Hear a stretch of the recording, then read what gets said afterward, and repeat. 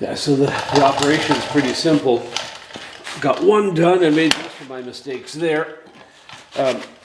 Yeah, basically the operation consists of removing the old ball joint and increasing the size, reaming out this hole.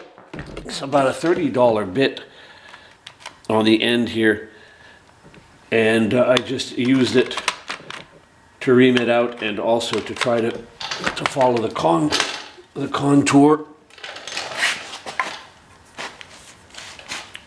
And I ended up just taking a grinder and making a hole, which is going to have to be covered. But yeah, these now the original ball joints will fit. Let me put this up a little bit. Yeah, now the original ball joints will fit. I'm going to avoid the error I made with the other one, which I just tried to clamp down and drill, and it was moving all over the place. Therefore, my holes were not exact. So here I'm just going to take my MIG welder, and I'm going to do put 3 or 4 tacks on here that will be easily removed.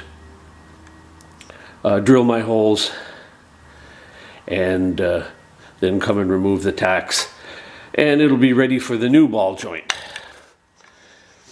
At that point, I'd like to strengthen some of these original build characteristics that I have, and I forgot to mention that I had removed.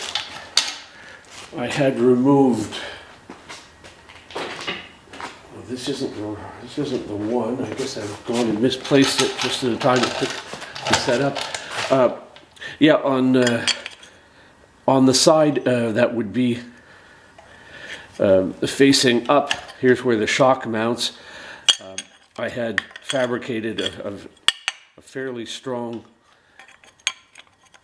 bump stop, because there's a steel part that shrouds the shock absorber, and in which there's a stopper, a rubber bump stop. I'll show you the one from the driver's side. The mirror image of the other one, and basically it just covers the shock, and when it goes too far, of course, made contact.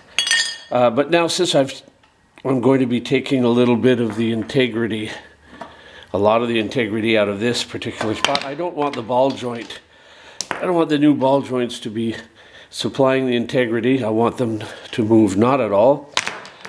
So my new bump stop, I'll put on permanently. I'll weld that out of bigger steel. It'll contour around where the ball joint needs to go, because this one needs to go deeper. But it will put the strength back that I've taken, and it'll look a little bit better too. The only thing that I regret is I'm not really able to find a way to keep the grease zerks on without weakening it. You see, I removed the grease zert here, and I'll have to remove that's the old one, pardon me, same deal. So I'll have to remove this to grease it, unless I put a 45 degree in and widen this enough. But even there are steel blocks inside used to thread the original bolts. So there's really not much space to do it, and I want it on this side. I want the flush side. I want the straight side of the ball joint to fit more or less flush with this side. I don't want it to interfere with removal of the shock absorbers. I don't want it like this, for example, because one side there's a little bit more clearance. So anyway, I'm just going to stick to this, and I'll have to either find another way to to apply grease or drill a hole with and use a 45 degrees on this side. I'll have to find my grease gun and find out what I need. That's doable, but with the kind of mileage I do, I'm not sure it's worth even thinking about for now. So that's it. I'm going to try to drill the holes. I'm going to tack that into place, tack that old ball joint into place as my,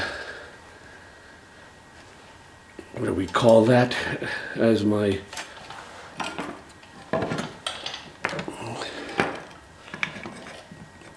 fitness test. And go ahead with it. That should be done by the end of the day. Then all I need to do is run into town, pick up the ball joints I ordered, and slap them on. But I'll show you the other steps as they come.